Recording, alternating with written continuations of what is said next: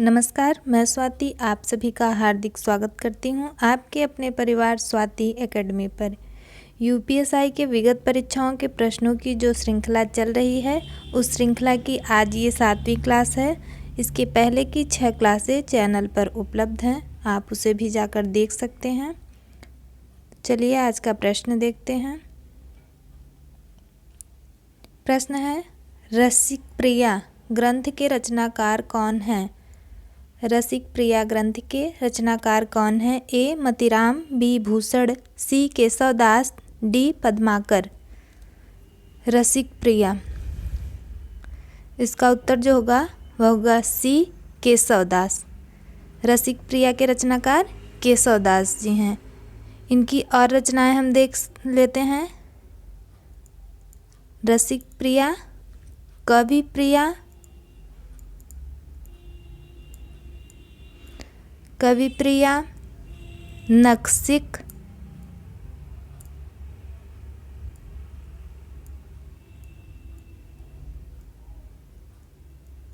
नक्सिक, छंदमाला,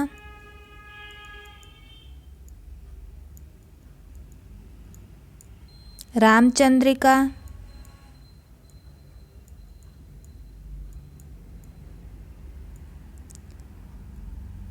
विज्ञान गीता, रतन बावनी, ये सब केशवदास जी की रचनाएं हैं। प्रश्न संख्या 2, गुरु के समीप रहने वाले विद्यार्थी के लिए एक यहाँ शब्द होगा, एक शब्द कौन सा होगा? ए वज्र बटुक, बी अंतेवासी, सी अंतःपुर, डी ब्रह्मचारी। गुरु के समीप रहने वाले विद्यार्थी के लिए एक शब्द कौन सा होगा? तो इसका उत्तर होगा बी अंतेवासी। ब्रह्मचर्य का जो पालन करते हैं उन्हें ब्रह्मचारी कहते हैं।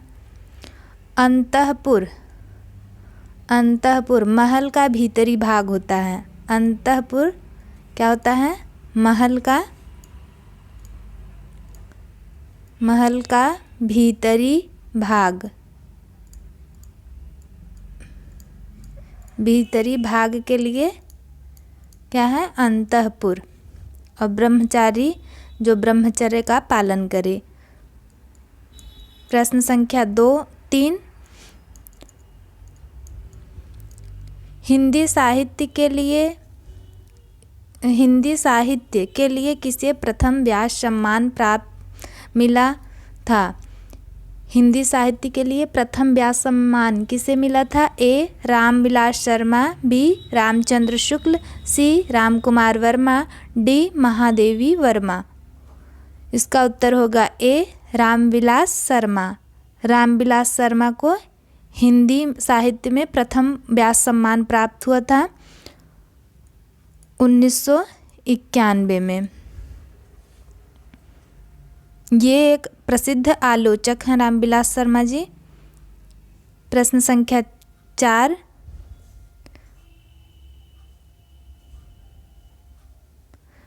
विद्वान व्यक्ति पूजे जाते हैं। विद्वान व्यक्ति पूज्य होते हैं। विद्वान व्यक्ति पूज्य होते हैं वाक्य में प्रयुक्त विशेषण कौन सा है?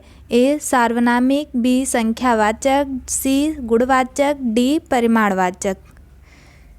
विद्वान व्यक्ति पूज्य होते हैं, इनमें कौन सा विशेषण है? इसका उत्तर होगा सी गुणवाचक विशेषण। ये जो विद्वान शब्द है यह गुणवाचक विशेषण है। किसकी विशेषता बता रहा है? व्यक्ति की।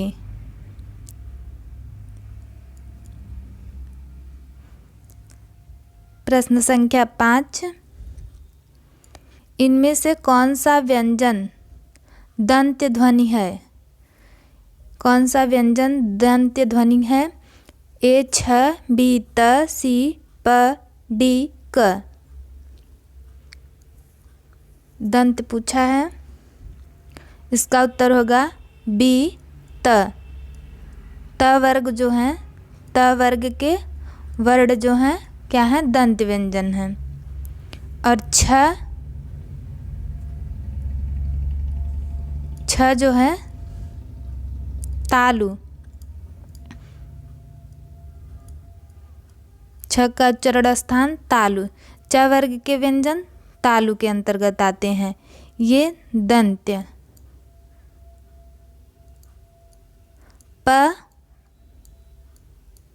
ओष्ठ के अंतर्गत आता है और क कंठ के अंतर्गत आता है। प्रश्न संख्या 6, इनमें से शुद्ध वाक्य का चयन करें। ए, भारत में अनेक बोली है। बी, भारत में अनेकों बोलियां हैं। सी, भारत में अनेक बोलियां हैं। डी, भारत में अनेकों बोली है। शुद्ध वाक्य देखना है, इसका उत्तर होगा सी, भारत में अनेक बोलियां हैं। भारत में अनेक बोली है, बोली क्या है, बहुवचन में प्रयुक्त होगा। और भारत में इसमें जो है यहाँ त्रुटि है। भारत में अनेकों बोलियां हैं, तो अनेक अपने आप में खुद ही बहुवचन है, तो यहाँ अनेकों अशुद्ध है। और भारत में अनेकों बोली है, यहाँ भी अनेकों शब्द उचित प्रयुक्त नहीं हुआ है, इसलिए इसका उत्तर सी सही है। प्रश्न संख्या 7, सापेक्ष शब्द का विलोम कौन सा होगा।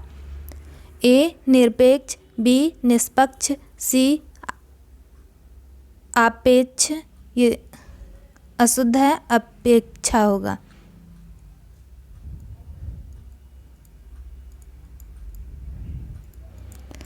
और डी, असापेक्ष।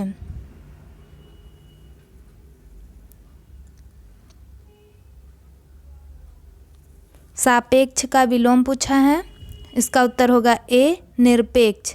सापेक्ष का विलोम निरपेक्ष। निष्पक्ष का पक्षपात।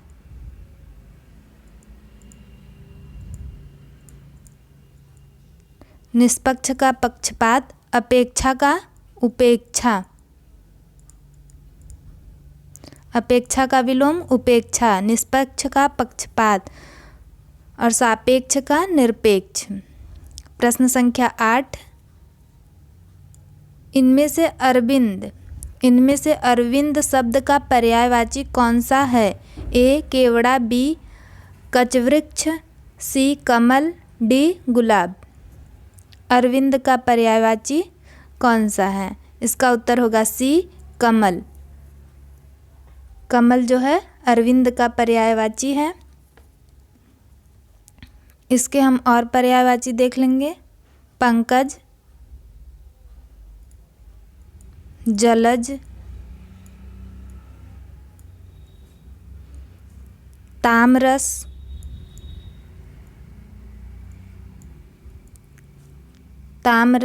शतदल,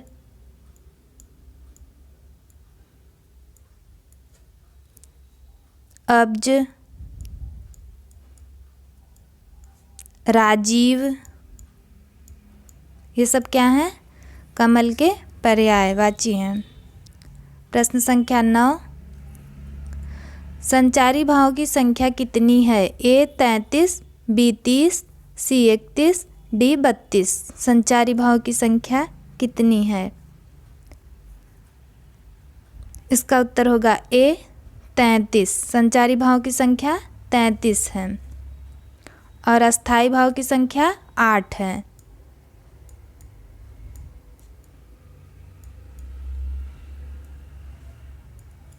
प्रश्न संख्या 10, किवाड़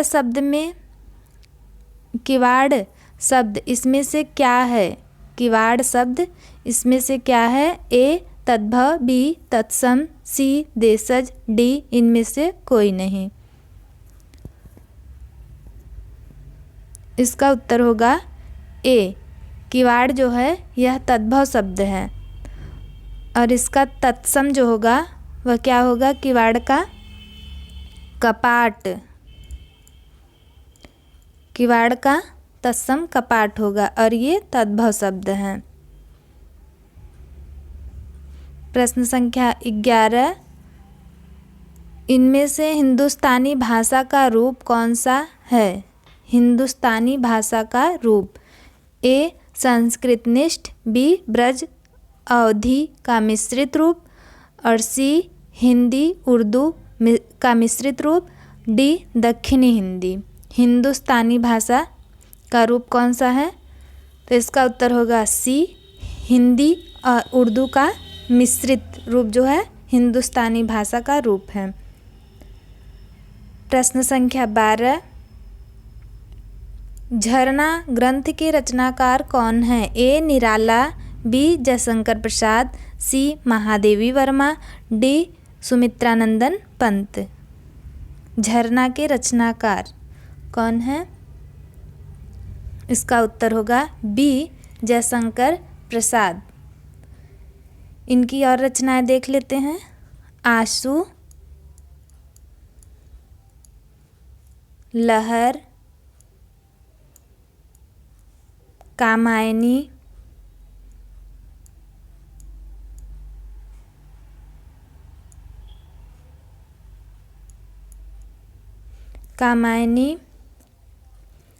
तितली,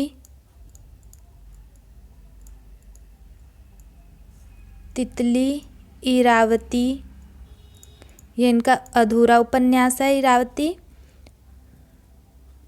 ये सब जयशंकर प्रसाद जी की रचनाएं हैं। प्रश्न संख्या 13, इनमें से किस वर्ग का उच्चारण स्थान कंठ तालु है? किस वर्ग का उच्चारण स्थान कंठ तालु है पूछा है। ए ह, बी ऐ, सी ओ, डी छ। किसका उच्चारण स्थान कंठ तालु है? इसका उत्तर होगा बी ऐ। ऐ का उच्चारण स्थान कंठ तालु है।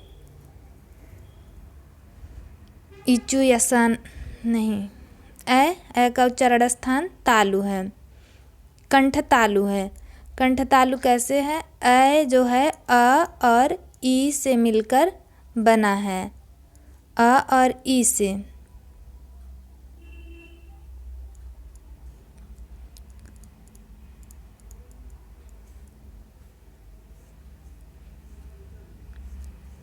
तो अ जो है अ का उच्चारण स्थान कंठ होगा और ई का उच्चारण स्थान तालु, इसीलिए इसका ऐ का उच्चारण स्थान कंठ तालु है। और ओ का उच्चारण स्थान, ओ का अ ऊ से मिलकर बना है, तो इसका उच्चारण स्थान क्या होगा? कंठ ओष्ठ। छ का तालु, छ का उच्चारण स्थान तालु, ह का कंठ होगा। प्रश्न संख्या 14, इनमें से कौन सा शब्द आग का पर्यायवाची नहीं है? ए व्योम, बी कृषाणु, सी अनल, डी पावक।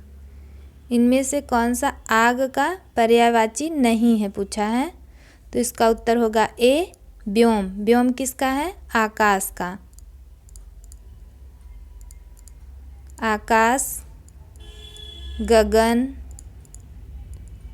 नभ, आकाश, गगन, नभ, ये सब किसके हैं? व्योम, ये आकाश के पर्यायवाची हैं। और किसान, अनल, पावक आग के पर्यायवाची हैं। प्रश्न संख्या 15, पहाड़ पर लालटेन किसकी रचना है? ए मंगलेश डबराल, बी केदारनाथ सिंह, सी आलोक धनवा, डी शिव प्रसाद सिंह। पहाड़ पर लालटेन किसकी रचना है? इसका उत्तर होगा ए मंगलेश डबराल का है। ये पहाड़ पर लालटेन रचना मंगलेश डबराल जी का है। प्रश्न संख्या 16, नारियल का तत्सम शब्द कौन सा होगा? ए नारिकेला, बी नारिकेली, सी नारिकेल, डी नारिकेल। तत्सम, नारियल का तत्सम पूछा है, इसका उत्तर होगा डी, नारिकेल। प्रश्न संख्या 17, हिंदी भाषा का जन्म इसमें से किससे हुआ है? ए. पाली संस्कृत, बी. वैदिक संस्कृत, सी. अपभ्रंश, डी. लौकिक संस्कृत। हिंदी भाषा का जन्म किससे हुआ है? इसका उत्तर होगा सी, अपभ्रंश से। हिंदी भाषा का जन्म अपभ्रंश से हुआ है। और भाषा का विकास क्रम देख लेते हैं। पहले आएगा संस्कृत।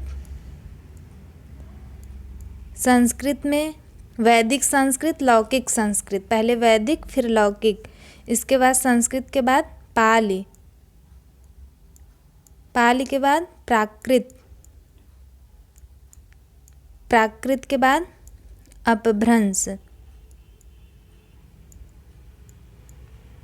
अपभ्रंश के बाद हिंदी। तो हिंदी का विकास किससे हुआ? अपभ्रंश से। प्रश्न संख्या 18, गुडा केस शब्द का संधि विच्छेद कौन सा होगा? ए. गुडा धन केस, बी. गुडाके धन ईस, सी. गुडाका धन ईस, और डी. गुड धन आकेश।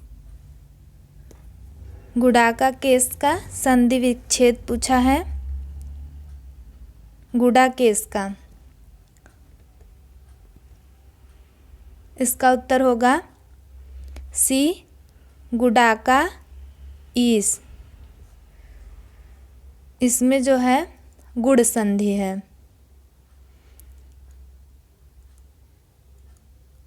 गुड़ संधि। गुडाका के अ और इसके ईस के ई के जगह ए आदेश हो रहा है, तो यहाँ गुड़ संधि है। प्रश्न संख्या 19, नैसर्गिक शब्द का पर्यायवाची कौन सा होगा? ए.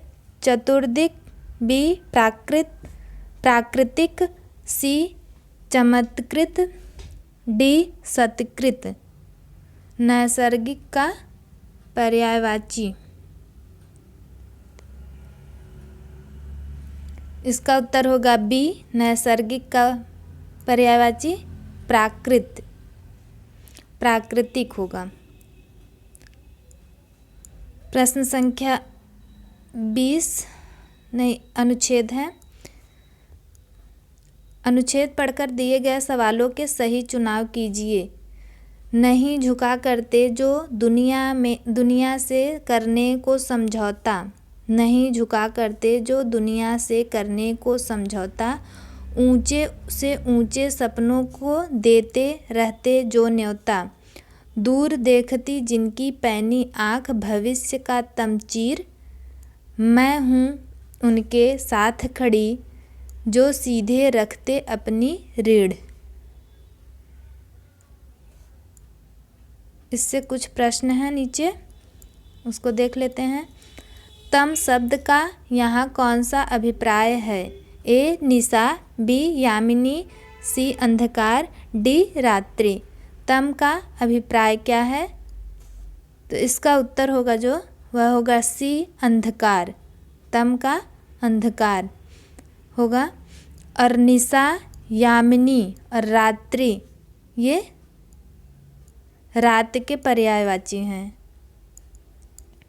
प्रश्न संख्या 21, सीधी रीढ़ का यहाँ कौन सा अर्थ है? ए. स्वाभिमानी और स्वावलंबी होना, बी. आत्मनिर्भर होना, सी. अभिमानी होना, डी. सीधी बात कहना। सीधी रीढ़, कविता में सीधी रीढ़ का अर्थ क्या है? तो इसका उत्तर होगा ए. स्वाभिमानी और स्वावलंबी होना।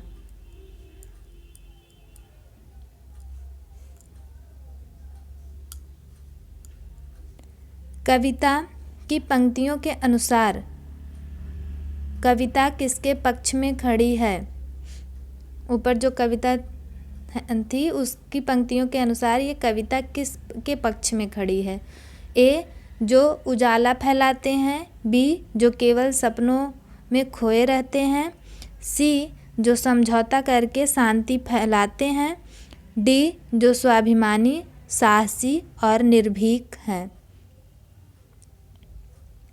तो इसका उत्तर जो होगा वह होगा डी, जो स्वाभिमानी, साहसी और निर्भीक हैं। कविता उसके साथ खड़ी है। प्रश्न संख्या 23,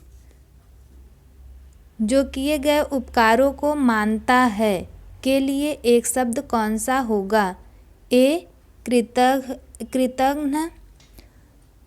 बी, कृतज्ञ। सी, कृपापात्र। डी, उपकारी। इसका उत्तर होगा डी, बी, कृतज्ञ। जो किए गए उपकार को मानते हैं उनके लिए एक शब्द है कृतज्ञ। कृपा पात्र, जो कृपा के योग्य हो या कृपा के पात्र हो। प्रश्न संख्या 24, वही मनुष्य है कि जो मनुष्य के लिए मरे। वाक्य में कौन सा अलंकार है? वही मनुष्य है कि जो मनुष्य के लिए मरे। वाक्य में अलंकार पूछा है। ए, श्लेष। बी, यमक। सी, रूपक। डी, अनुप्रास। इसका उत्तर होगा डी, अनुप्रास। यहाँ वर्णों की आवृत्ति हो रही है। मनुष्य में, यहाँ मनुष्य में वर्णों की क्या हो रही है? आवृत्ति। जहाँ वर्णों की आवृत्ति होती है वहाँ अनुप्रास अलंकार होता है। प्रश्न संख्या 25, जहाँ एक ही शब्द के अनेक अर्थ व्यंजित हों वहाँ कौन सा अलंकार होता है? एक ही शब्द के अनेक अर्थ। एक ही शब्द के अनेक अर्थ व्यंजित हों वहाँ कौन सा अलंकार होता है? ए, यमक। बी, रूपक। सी, वक्रोक्ति। डी, श्लेष।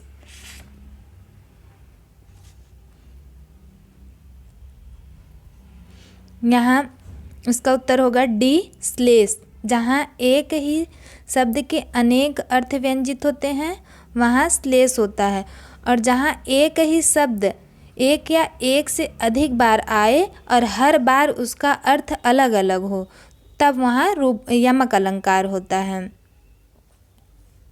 रूपक में उपमेय उपमान का अभेद आरोप होता है। और वक्रोक्ति में जो है, वक्रोक्ति का मतलब होता है उल्टा कथन, जहाँ कहा कुछ और जाए और समझ कुछ और लिया जाए, वहाँ वक्रोक्ति अलंकार होता है। प्रश्न संख्या 26, इनमें से हिरण्य का पर्यायवाची कौन सा है? ए, कुरंग। बी, कंचन। सी, केसरी। डी, सारंग। हिरण्य का पर्यायवाची।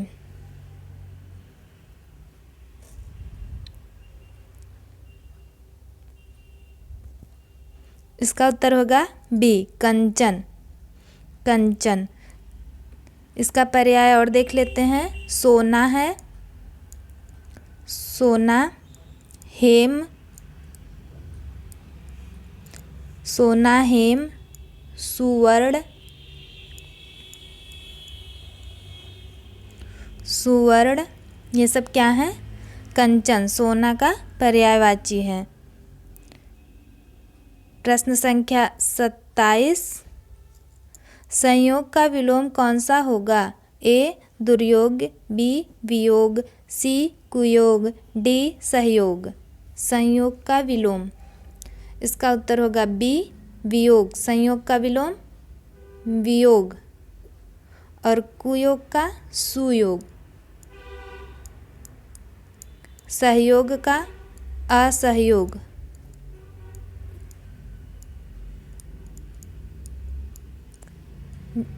इसका वियोग का संयोग। प्रश्न संख्या 28, चिकना घड़ा होना मुहावरे का अर्थ क्या है? ए समृद्ध होना, बी निर्लज्ज होना, सी चिकना चुपड़ा होना और डी मधुरभाषी होना। चिकना घड़ा होना मुहावरे का अर्थ, इसका उत्तर होगा बी निर्लज्ज होना। प्रश्न संख्या 29, हवन में जलाने वाली लकड़ी के लिए एक शब्द कौन सा होगा? ए वन काष्ठ, बी शुष्क काष्ठ, सी समिधा, डी हवन सामग्री।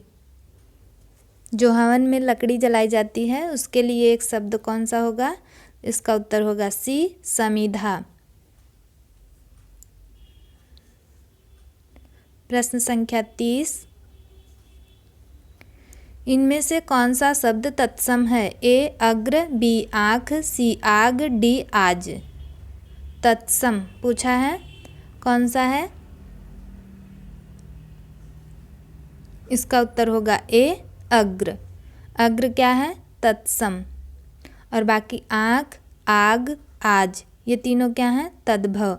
आँख का तत्सम क्या होगा? अच्छी। आग का अग्नि।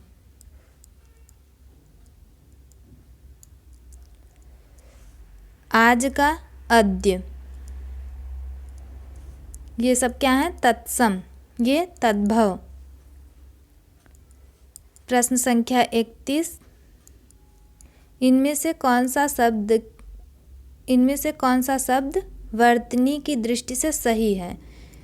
ए ऐतिहासिक, बी ऐतिहासिक, सी ऐतिहासिक, डी ऐतिहासिक। सी ऐतिहासिक है, डी ऐतिहासिक। इनमें से वर्तनी की दृष्टि से कौन सा शुद्ध है? तो इसका उत्तर होगा डी ऐतिहासिक। ऐतिहासिक शब्द इतिहास में इक प्रत्यय लगाकर बनाया गया है। इक प्रत्यय जब किसी शब्द में लगेगा तो अगर यदि यहाँ ई है तो ये ऐ में बदल जाएगा। तो यहाँ एक प्रत्यय लगा के ई को ऐ में बदल कर ऐतिहासिक शब्द बना है। प्रश्न संख्या 32,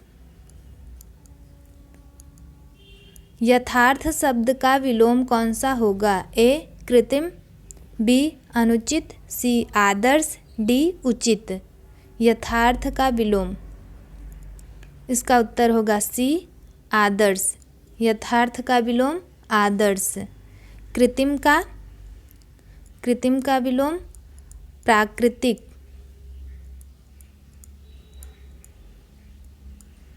अनुचित का उचित होगा और उचित का अनुचित होगा। यथार्थ का आदर्श। प्रश्न संख्या 33, इनमें से दुख का पर्यायवाची कौन सा नहीं है? पूछा है। ए क्लेश, बी मोक्ष, सी कष्ट, डी पीड़ा। दुख का पर्यायवाची नहीं है, इसका उत्तर होगा बी मोक्ष। मोक्ष दुख का पर्यायवाची नहीं है। बाकी क्लेश, कष्ट, पीड़ा ये सब क्या है? दुख के पर्यायवाची हैं। मोक्ष का पर्यायवाची होगा, मोक्ष का होगा मुक्ति, मुक्ति, परधाम, मुक्ति परधाम, निर्वाण, कैवल्य। ये सब क्या है? मोक्ष के पर्यायवाची। और क्लेश, कष्ट, पीड़ा, दुख के पर्यायवाची हैं। प्रश्न संख्या 34, वह श्रेष्ठ उपासक है वाक्य में प्रयुक्त विशेष्य कौन सा है? विशेष्य पूछा है, इस वाक्य में विशेष्य कौन है? ए उपासक, बी है, सी श्रेष्ठ, डी वह। विशेष्य कौन सा है? ए उपासक विशेष्य है, जिसकी विशेषता बताई जाए वह विशेष्य होता है। तो यहाँ उपासक की विशेषता बताई जा रही है कि वह क्या है? श्रेष्ठ है। श्रेष्ठ क्या होगा? विशेषण, उपासक का विशेषण होगा।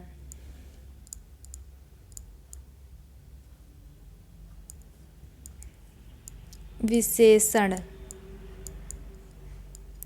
श्रेष्ठ विशेषण है, उपासक जो है वह क्या है? विशेष्य है।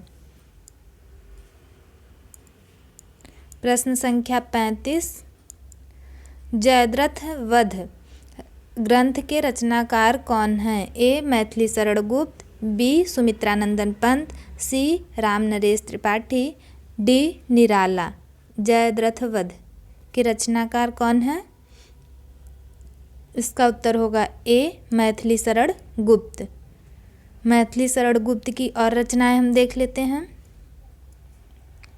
भारत भारती,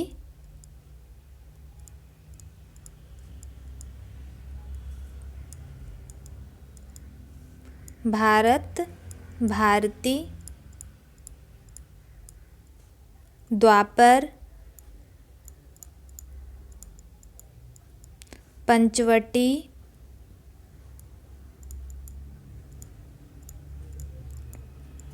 पंचवटी, किसान,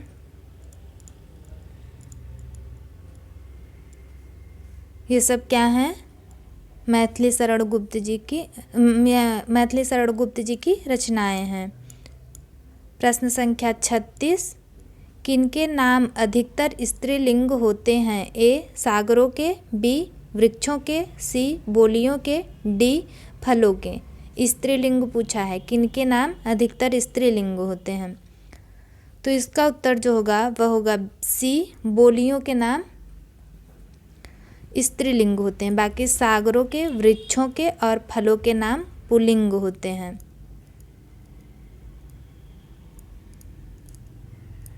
बोलियों के नाम स्त्रीलिंग होते हैं। प्रश्न संख्या 37, ऋजु शब्द का विलोम कौन सा होगा? ए वक्र, बी वृक्क, सी सीधा, डी सरल। ऋजु का विलोम कौन सा होगा? इसका उत्तर होगा ए वक्र। ऋजु का विलोम वक्र। वक्र माने टेढ़ा, ऋजु मतलब सीधा।